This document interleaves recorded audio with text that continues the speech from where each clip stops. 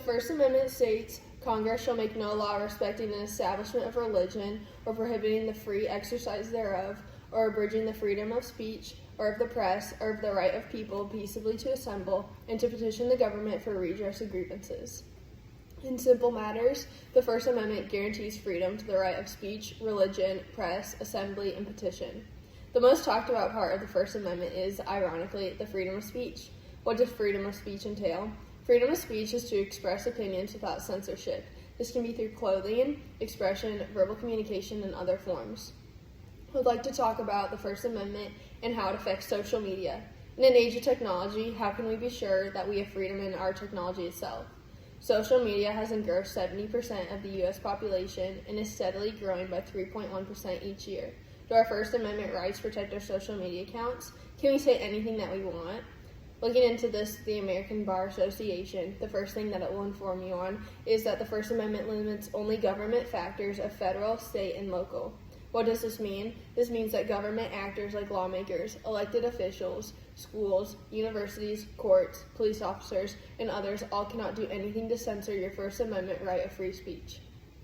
Metaphorically, the First Amendment contains the marketplace of ideas, stating that the government is prevented from partaking in the censorship of content. But what of private actors? A private actor is having no official office or rank, being a private man. This also extends to companies because companies are established private when they have no federal aid or affiliation. This means they can set policies as seen in the terms and agreement.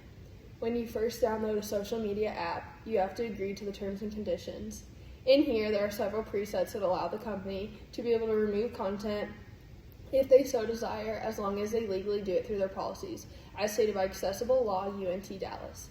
This goes into accordance with Section 230 of the CDA because the removal doesn't go against the First Amendment and isn't a civil liability to the policies in the terms and agreement.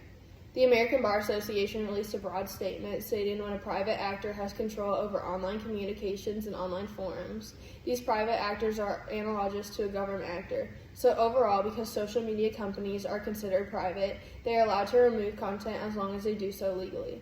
One case that is commonly discussed and is controversial is the removal of President Trump's social media accounts because they are taking away his voice and expression, which is considered to be under the First Amendment. Some could even say this falls under the marketplace of ideas. For a world that relies so heavily on social media to express ourselves, is it time for us to extend the First Amendment to cover private entities like social media companies and to protect our freedom of expression?